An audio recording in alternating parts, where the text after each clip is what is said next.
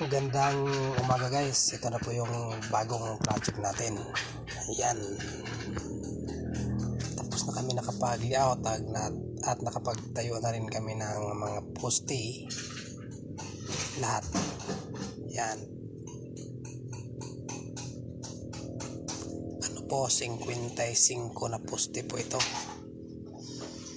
Lahat yan. Yan o. Ang daming nakatayo yan na poste yan.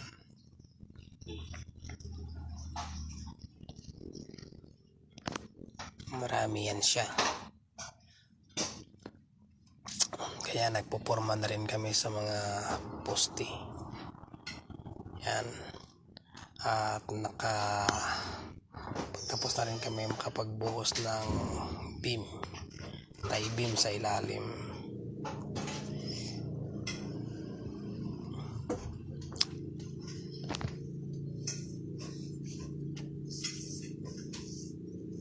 Malaki-laki pa ito. Bago yan, naglagay pa kami ng mga mga forma sa ilalim. Yan yung kasama ko. Tawa siya. Kaya abangan nyo ang susunod na ipopost ko. Salamat.